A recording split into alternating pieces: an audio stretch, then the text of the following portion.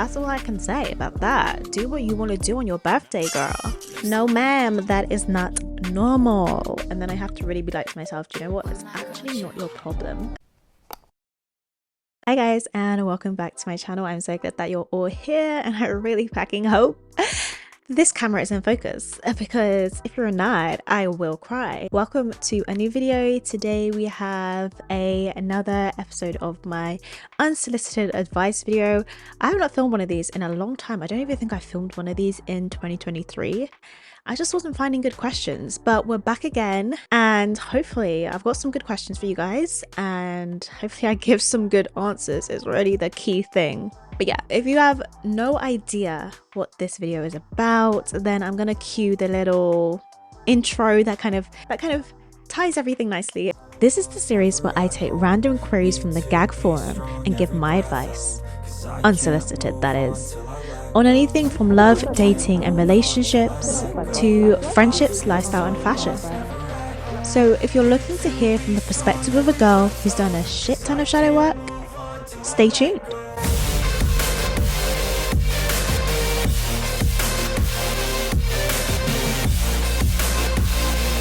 Okay, let's see the first question that we have. It says, what do I do if my closest friend stresses me out with his insecurities? I'm probably not going to read the whole thing, so I'll put it on the screen if you guys want to give the whole thing a little bit of a read. I feel like when it comes to dealing with people who have a lot of insecurities and can kind of project them onto you in a way, or at least their insecurities is kind of negatively affecting the relationship or your life in general, I do just feel like there is nothing that you can necessarily do or say that can like quickly eradicate that insecurity. No, I do feel like people with strong insecurities, they can only really get over it in their own time. Like they have to really, first of all, even acknowledge that this insecurity is there. If, like, I think she said, they asked me to be honest, which I always do, but they clearly don't like when this person's like, hey, I think you're insecure. So if they're not even going to admit it to themselves, then they're definitely not ready to, I guess, heal that or move past that. And on your end as a friend, I think the only thing you can really do is continue to be kind and thoughtful as you can, but also not, but doing that whilst keeping strong boundaries. Like they said, they like this person, they're a good friend. So yeah, okay, I enjoy this friend for this, but maybe when we go into deep chats, this is not the friend for me. Or maybe when I want to talk about my life problems, this is not the friend for me, or etc, etc. Like really just kind of, I guess, identifying where this friend plays the best role in your life. And if this person just becomes too much for you, if it causes, like I said, it stresses them out, I would definitely think about why it's stressing you out. I know some things can just stress you out, but there's some things that in my life will stress me out about other people, and then I have to really be like to myself, do you know what? It's actually not your problem. It's actually not your problem if they're insecure. It's actually not their problem, your problem if this person complains a lot. Like it's their problem to deal with. I'll just be like, yeah, sure, okay. I think it's just the mindset of like, I can't actually change this person, and all I can do is be as kind as possible and set my boundaries. If you don't want to hear about their problems today, if you don't want to hear about their insecurities today, there is a nice way to, I think there's a nice way to put that across. I think that person will probably still be offended, but at the end of the day, it's actually just not your problem. Sorry. Maybe this is mean. I don't think this is mean. I think as you get older, your tolerance becomes a little bit less as well. And I think I'm almost 26 now, and at 26 my tolerance has become less for these kind of things, and it's kind of like, number one, it's just not my problem. But I can still be nice and kind about that. I can still be a good friend within that. And maybe you're just not the friend that I do everything with. Maybe you're not the friend that I talk about everything with, especially if I know that thing is going to trigger your insecurities, because just because it won't trigger yours doesn't mean we have to be mean and try and like trigger someone else in a way. I hope does this make any sense? I feel like I'm talking absolute rubbish. It's the Pisces Mercury in me that just doesn't make sense. Continue being a good friend. or at least can you be a kind person, a considerate and a thoughtful person, and approaching things with tact as much as you can. But if that individual or friend still gets offended, if they still just, their insecurities are still coming up, then that is not something that you can control. The key thing is to know that you can only control yourself in every situation. You cannot control others people are going to react.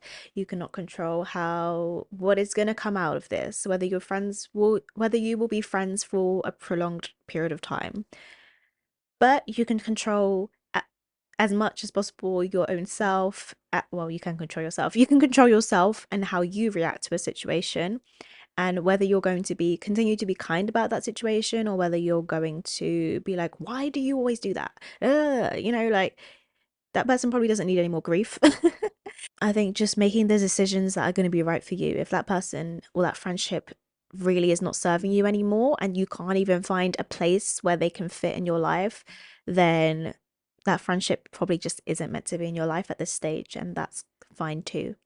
Letting people go and not being so, I feel like as anxious people we think of the worst situation, like, oh, what if that person hates me, what if that person whatever, but it will be what it will be at the end of the day. There's nothing that you can necessarily do to improve a situation like that. They will, if they're going to get over their insecurities, they will get over them in due time. They will get over them when they come to recognize them, and when they come to sit with themselves and be like, okay, why am I insecure, and whatever. They might even just get over them with age, because it happens for a lot of us. But is it okay not to have a birthday lunch with my friends this year? I just found that I really didn't enjoy it last year. It was boring. Okay, they're 35 years old, so I'm surprised they, I don't know, let me not talk about age. And let me not do ageism at this point. Um, yeah, it's absolutely fine not to have a birthday lunch with your friends. This goes for any people pleasers out there. This sounds like a very person who kind of has maybe some insecurities around people pleasing, people not liking them, living up to expectations of others. Your birthday is probably like the only time, not the only time, but like the primary time when you should not be living up to anybody else's expectations. And if you have any Leos in your life, look to the Leos and look at what they're doing on their birthdays. Like they are not caring about anything else. They're doing what they want to do on their birthday. And that should be inspiration for you. Your birthday is a time to be a little bit selfish. It's a day of you, of your life, of when you're born, to celebrate you. And if that means that you just want to spend some time alone, then do that. This is actually the first year I think ever, or the first year that I can remember, where I'm not doing anything or have nothing planned with friends. Like, even if I spend my actual birthday alone, I'll usually have like a birthday celebration or just something going on with at least one friend. But this year I just was not feeling it. I was not feeling planning anything. It just felt like something I didn't want to do, and I feel completely fine with that. Instead, I'm just going to have a solo day, hopefully, fingers crossed, all things go well. If being alone on your birthday brings you excitement, makes you feel good and warm inside, then that is exactly what you should be doing on your birthday. And like even my mum and my sister are like, no, we'll pay for you to get like a apartment, or we'll pay for you to do whatever you want to do. Let's just book this thing. Like my mum's very much like a party planner. I think that's why I've had like a some kind of celebration every single time on my birthday, because I don't know what it is, but when it comes to me, she really likes to um celebrate me. Actually, yeah, she does. She really likes to celebrate me, which is actually a really nice thing I've just noticed. But that's a cute, lovely thing. But sometimes I want to celebrate me by just being with me. So I was just like, no, no, no, no. And it would have been very easy for me to be in my people pleaser phase, like I was like a year or so ago, um and being like, okay, like, all right, I'll just do something. But like, actually, am I doing that thing to please that person or other people? Because I know my friends aren't expecting me to do anything. They don't really have, or they probably might be thinking, oh, Kiki might do something, because I will usually do something. But they're not going to be like, oh, she's not doing something, why are you not doing anything? Like, they're not going to make a big deal out of it. They're going to understand. So at least I do not have that pressure, and hopefully this person doesn't either. And if they friends do that, then hopefully you can just explain to them that, I really want to do something myself this year.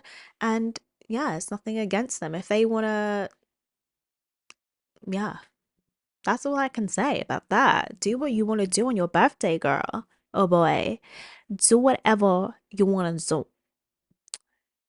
Period. I made a mistake reaching out to my ex again. How do I dump them for a second time without being an asshole? Okay, this one reads, I made a mistake recently. I've been having a string of connections with men that have been disappointing lately. I reached out to an ex of mine. The reason I left them was because they had severe untreated mental illness and frequent mood instability. It made me feel like I was drowning. That's really hard. However, I put that aside as we were a match in so many ways.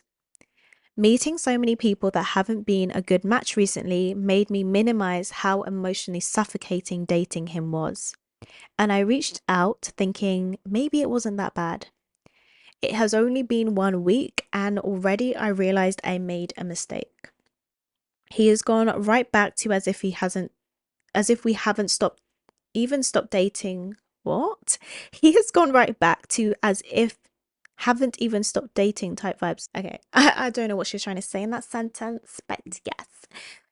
How do I get out of this again? I feel awful, but also I genuinely want to give him another chance. I'm just maybe deluded myself and maybe made a bad judgment due to recent disappointments. Yeah, I can totally relate to this in a way, not the intensity of the connection, but going back or messaging people and regretting it afterwards is definitely a lesson I had to learn in life. Don't be impulsive because you probably will regret it.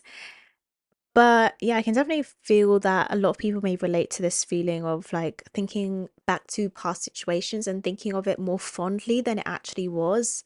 And I think a main thing here for this person would be just doing what needs to be done, which is ending the connection again as tactful and as kind as possible, hoping for the best on their end. But also I feel as well just forgiving yourself for going back or for putting yourself back into that cycle. It can be difficult. Like patterns such as these are patterns for a reason. They're cycles for a reason because it feels comfortable. It's what you know, and it can be really hard to get out of that and stay out of that, especially when you are still having disappointing connections with others. And I think a lot of us fall back into connections with people because a fear of being lonely or just feeling lonely, or it's like better the devil I know, right, than trying to build something with someone else that you don't have any history with at this time. And maybe there's some red flags or amber flags there. Not saying you should be building anything with those people, but it's scarier to venture out to newness than to stay in the comfort of what you already know and have, even when that comfort does not serve you. I feel like no matter what you say in a breakup, the other person is going to feel some type of way, depending on the other person, obviously, but it's just never going to be 100% smooth sailing. So we just have to swallow that uncomfortableness and the fact that we might be hurting someone else in this situation. Be the villain. I love saying, allow yourself to be the villain in someone else's story, especially if you're someone who's a people pleaser, or I have a Libra rising, so I'm always like, I want people to like me. I don't want to be like seen like a mean person. But at the end of the day, I just have to allow myself sometimes to be a villain in someone else's story if they want to create a narrative where whatever. And that narrative has been created by me choosing myself or you choosing yourself, then you just have to allow that narrative to run because in your hearts of hearts that this decision was the best for you. And in the long run, by continuing to do what's best for you, you will only get positive results. I really believe that. Like, if you do what is expected of you or what you think, like you just assume other people, like more often than not, we're just assuming other people expect this of us. you know, rather than someone actually being like, I expect this of you. We're just making assumptions. And the worst thing you can do in life is make assumptions about how other people think or feel or want from us. So just really tune into your own needs and give to yourself. Maybe at this time, dating is not even the best action to take at this time. And you know, dating is messy. It's difficult. It's disappointing at times, which is why I have not done it. No, I'm joking, but it is all those things, and it's not always fun. But I think just trying to find the enjoyment and trying to change the perspective on dating, where you are meeting new people and experiencing life and just connecting with different types of people, as long as you are, you know, being safe and all that kind of stuff. And yeah, I think just maybe changing it into something a bit more positive and that supports your growth as well is a key thing here as you continue your dating journey. Girls, period. I used to get my period once a month, but in the last 7 months, wow, I've been getting my periods twice a month. Is that normal? I already picked this question because I was like, I need to just do a little PSA. If you are someone who has periods, please, please, please start tracking your periods. Please educate yourself about periods in general, the menstrual cycle, because there is a lot more to it than we are taught in school, if you are even taught anything about it in school.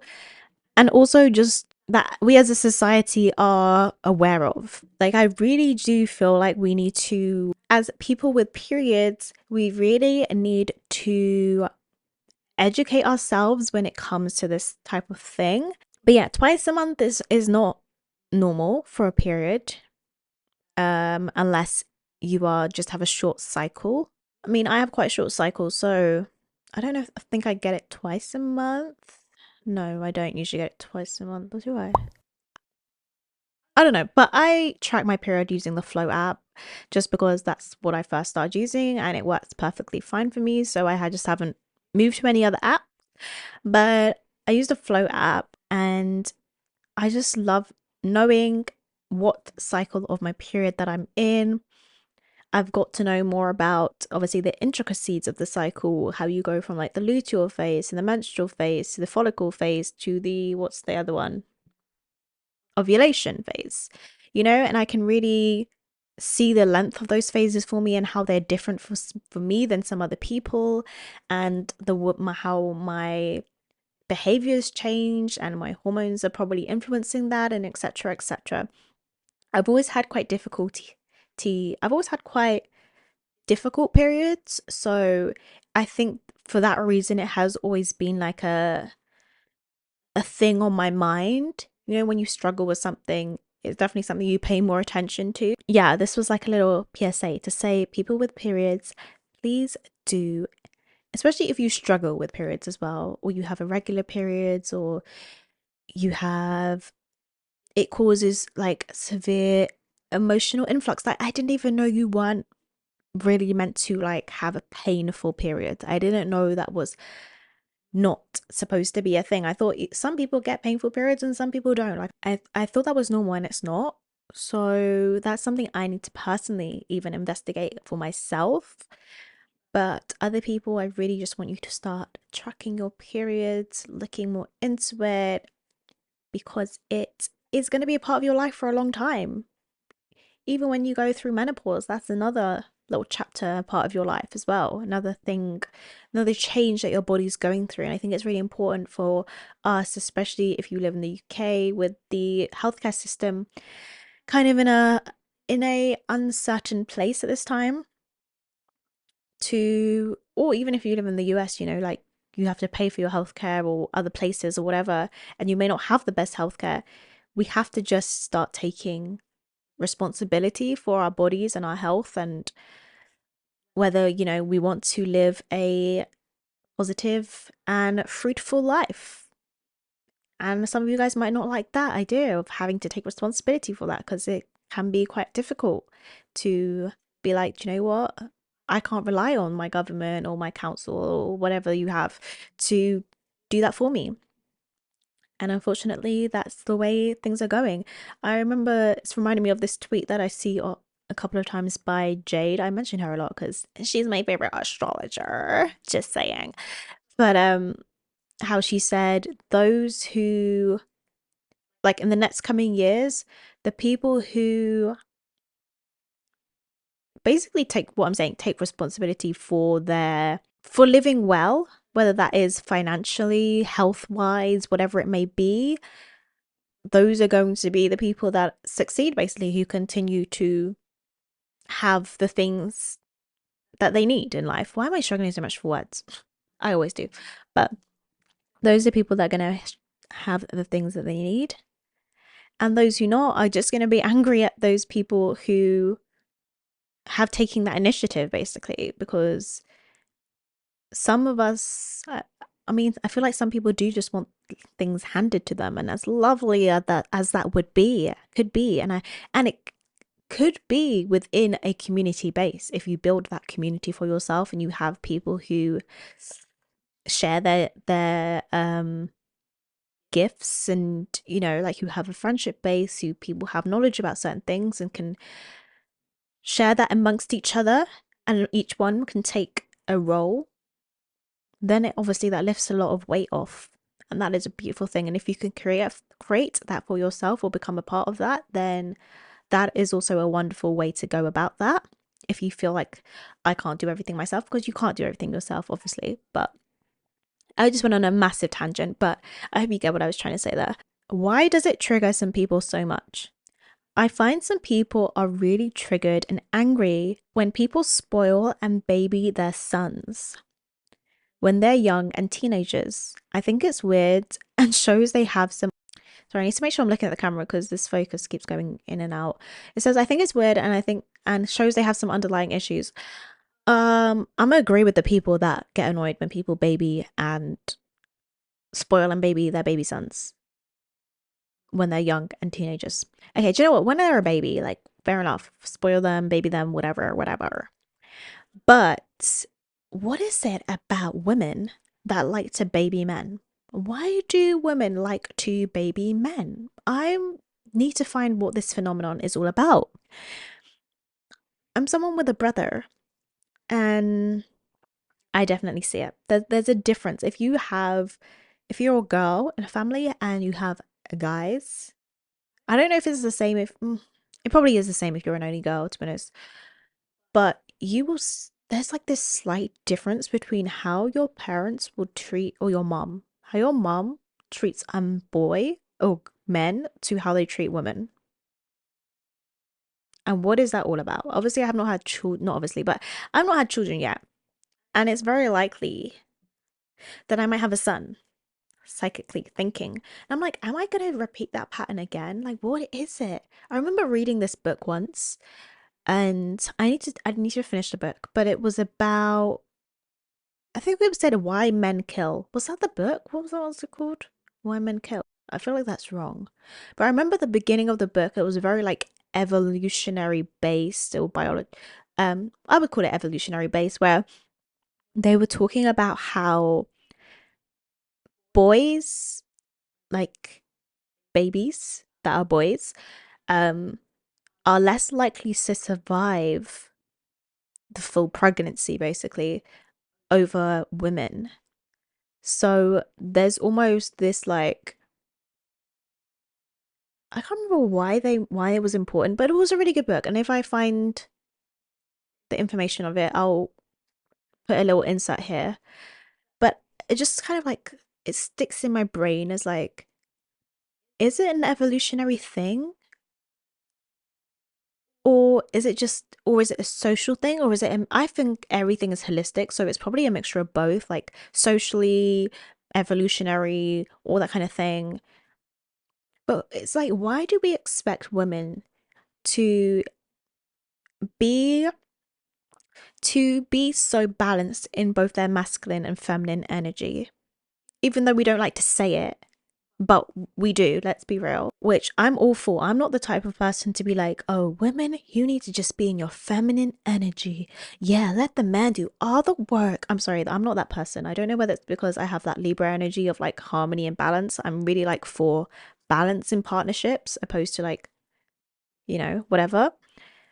But I also think the same for men. Like men should both be in their masculine and feminine energy and see the value and use both of those types of different energies. But what was I saying before? But yeah, why do we expect women to do that, but men to just be in one type of energy? I guess that's more social based. Like, I feel like we don't teach men how to have both of those, how to tap into both those different types of energies.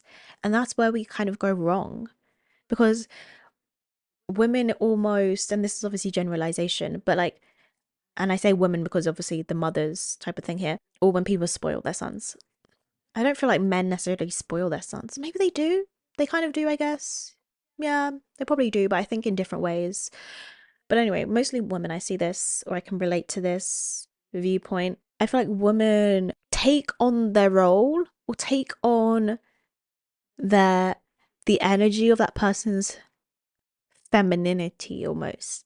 Like we don't even allow them to find it for themselves or to tap into it themselves. We kind of just be like, "Oh, I'll do it for you. Don't worry, I can possess it for you. I can I can be enough feminine for both of us, but then I also have to be masculine as well. But you can just be masculine. It's fine. You don't have to be any feminine." I don't know. Maybe that's not even making sense. But yeah, I don't think it's some weird underlying issue. I think it's a fact. And I think it comes from a woman then seeing men as they get older, not growing, basically, not maturing, not providing them with what they need in both senses, not being able to, there's like this disconnect. If I end up with a man, guys, it's going to be very, very, very shocking for all of us. And also, because I just feel like in this lifetime, what my soul needs is a lot of like I said, it's harmony, it's balance. I really need someone who can really match my energy.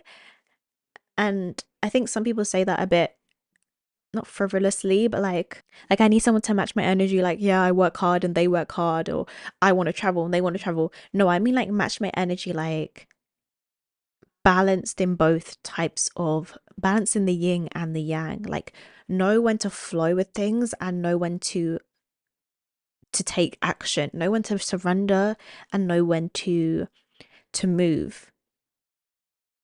Like I really need someone with that kind of insight, and I don't think a lot of people, or especially a lot of men, can tap into that. But if there's any men watching this and you feel like you've learned how to embody that, then I'm happy for you. Good for you. And let me know, commenting down below. Be like, hey, it's me.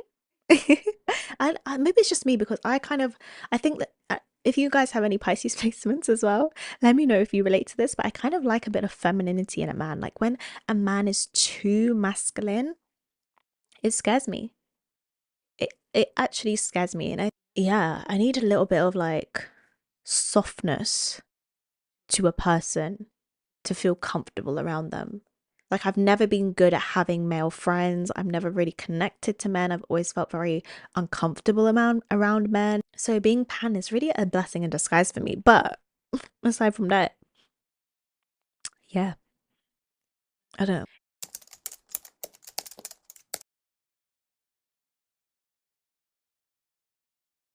Had to experience it.